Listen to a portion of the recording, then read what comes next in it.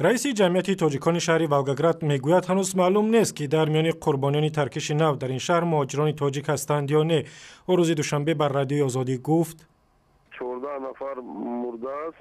از این 7 نفرش معلوم شدند. 38 کسی دیگر در بلنیسا خوابه.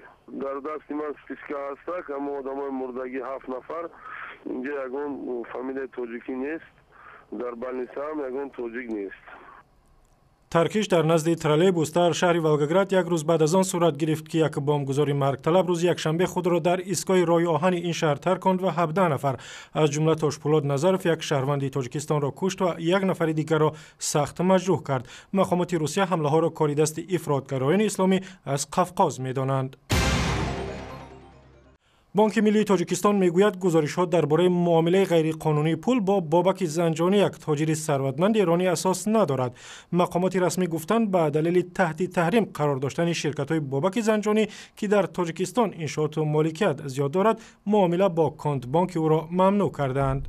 این حجت نبود. حساب‌های این بانک‌ها قریب بسته هستند.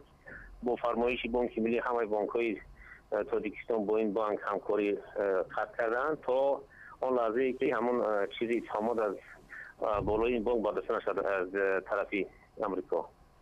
پیشتر از این رسانه‌های ایرانی گزارش دادند که گویا بابک زنجانی با پیشنهاد سندی ساخته از طریق بانک ملی تاجیکستان 2 میلیارد دلار پول نفت را به وزارت اقتصاد ایران پرداخت کرده است.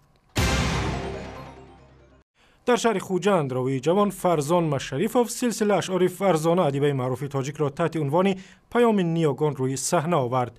پیام نیاگان سلسله اشعار دلاشوب فرزانه است که آن را به حیث یک نو پاسخ به اشعار 7 شاعر کلاسیکی تاجیک از رودکی تا کمال خوجندی نوشته است.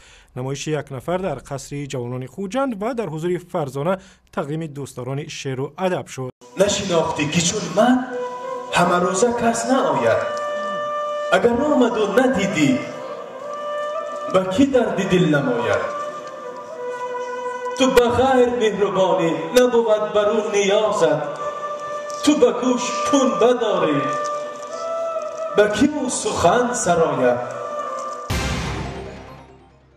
بعد از یک روز سال نو مسیحی و بر اساس تقویم باستانی چینی تقریبا یک ماه بعد سال اسب فرا می‌رسد و به گفته طالع‌شناسان برای اکثریت سال خوبی خواهد بود.